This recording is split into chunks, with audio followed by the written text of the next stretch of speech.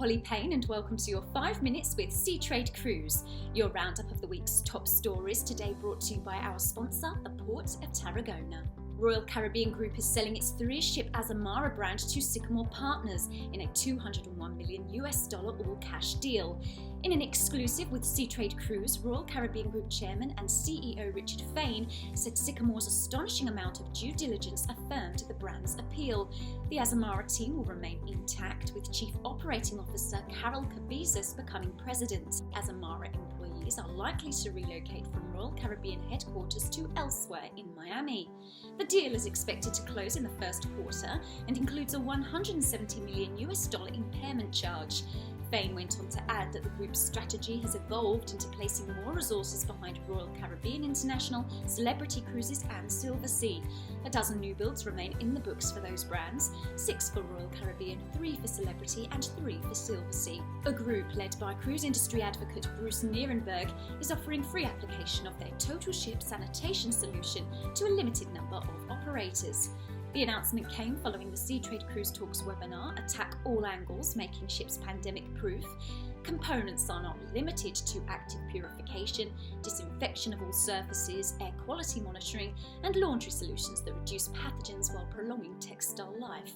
According to Nierenberg, his group's recommendations provide continuous protection from COVID-19, coronavirus, allergens, and other pathogens.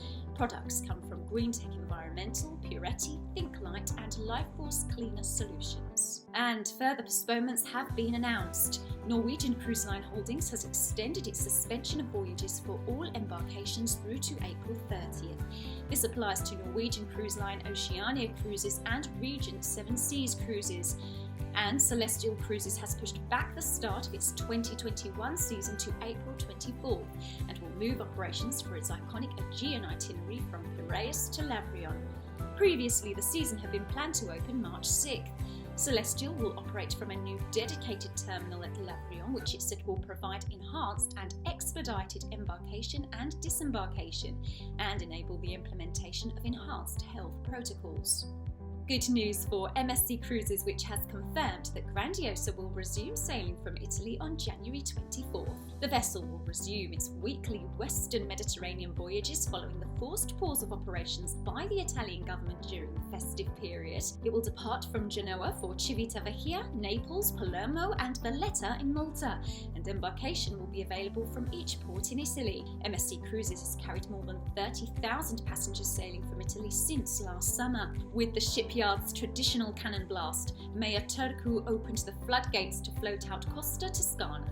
The 185,000 gross ton LNG-powered ship is scheduled for delivery in December, when it will head to Brazil for an inaugural New Year's Eve cruise. Mario Zanetti, Costa Cruises' Chief Commercial Officer, called the float-out a strong sign of cruising's return, adding his belief the business will return to even higher levels. Design teams include Dordoni, Architetti, Jeffrey Beers International and Partnership Design. During the virtual ceremony, the cruise line announced it is working on developing battery power for an even more sustainable future. Silver Dawn, the sister of recently delivered Silver Moon, was also floated out at Fincantieri's Ancona shipyard. Delivery of the ship is scheduled for November, becoming the 10th vessel in Silversea Cruises' fleet. And finally, Seatrade Cruise Global 2021 has been postponed, with alternative options being weighed for a live event in Miami in early autumn. The decision was made in consultation with CLIA and the Florida Caribbean Cruise Association. When the event takes place, it will be hosted under all secure standards, a detailed protocol of health and safety measures developed with input from health, government and local authorities. Virtual attendance options will also be available. Seatrade Europe will continue as planned in Hamburg from the 8th to the 10th of September. Before then, a series of virtual events will take place, starting with expedition cruising in March, followed by health and safety, guest experience and tech and innovation programs in mid-April. Visit SeatradeCruiseEvents.com to find out more. That's all for today. Thanks again to the Port of Tarragona for bringing you this webinar. Visit tarragonacruiseport.com to find out more about the gateway to the UNESCO World Heritage City and the Mediterranean, and check out their video. Thank you for watching.